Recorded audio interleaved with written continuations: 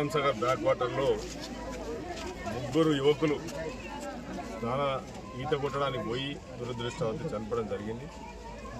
చాలా పాపం తల్లిదండ్రులు ఇక్కడ సోమార్పేట గ్రామం నుంచి బొడే కొడుకు మరి తిమ్మారెడ్డి నుంచి ఎల్లారెడ్డి నుంచి చనిపోవడం జరిగింది. నేను కలెక్టర్ గారితో ఎస్పీ గారితో కూడా మాట్లాడడం జరిగింది. మరి జుక్కల ఎమ్మెల్యే గారితో కూడా ఫోన్ చేయడం జరిగింది వాళ్ళకు కూడా. ఎందుకంటే ఇట్లాంటి చిన్న వయస్సులో పాపం తల్లిదండ్రులను బాధించి ముగ్గురు పిల్లలు చనిపోవడం జరిగింది. ఈతకు పోయి అందులో చిక్కుకొని పోయి ఎటువంటి పరిస్థితుల్లో బయట రాకుండా శవాల్లాగా 3 శవాల్లాగా రావడం. ఇవాళ సోమార్పేట కానీ తిమ్మారెడ్డి కానీ పిల్లారెడ్డి కానీ విషాద ఛాయలు ఉంటుంది మండలం మొత్తం కానిస్టెన్సీ. నాకు తెలవానే పొద్దున ఈ దురదృష్టమైన వార్త నాకు తెలవగానే ఇమీడియట్గా అన్ని ప్రోగ్రాంలు క్యాన్సిల్ చేసుకొని నేను రావడం జరిగింది.